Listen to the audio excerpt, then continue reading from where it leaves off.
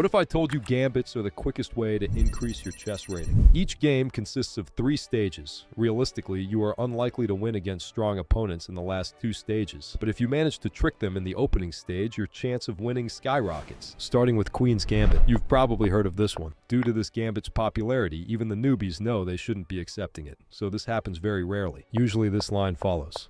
You're already dominating the center, but if you had moved the e-pawn only 1 square up, white would be winning in this position.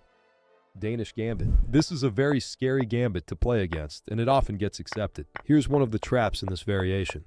Black is going to fork us with his knight, but we win a pawn in this position. You can make this gambit even scarier this way. I assure you, you're going to win twice as much playing this gambit. King's Gambit. If you learn enough theory about this one, you will be unstoppable. Often, Black will make this mistake of bringing his queen out, thinking he's going to win our rook. All you need to do is move your king and you're safe. It's only natural to threaten checkmate, but that's another mistake. Push the bishop away and attack the queen. They are very likely to blunder their queen in this position. Even Magnus would move his queen there, but it's game over.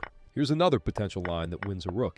And later in this video, I will show you a similar gambit that involves a knight sacrifice but has a 100% win rate. Botez Gambit. Let me ask you, what would you play in this position?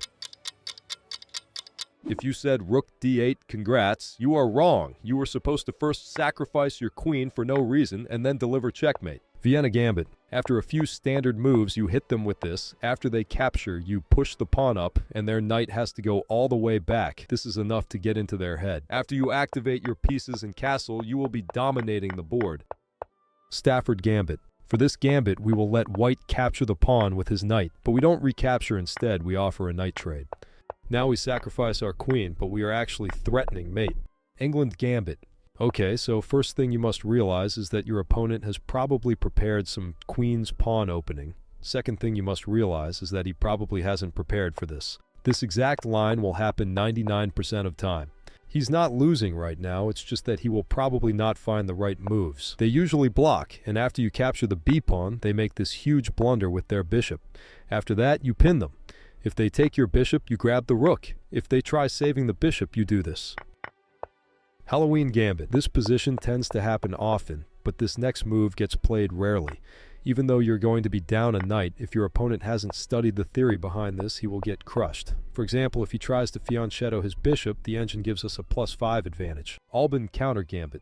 I'm sure you recognize this opening. Many Queen's Gambit players actually never prepared against this gambit. I'm just quickly going to show you one of the lines that wins on the spot. Benoni Gambit. After a very common d4, you gambit the c-pawn. If they capture, they'll probably want to hold on to this pawn, so they will protect it at all cost. But that's exactly what you want. If they protect with their a-pawn, they lose the rook, so they will try protecting with the c-pawn, but nonetheless, they still lose a piece. Evans Gambit. When you reach this Italian position, you gambit your b-pawn. Keep pushing your pawns, but now don't recapture, instead castle. If they capture more, you play this tricky move.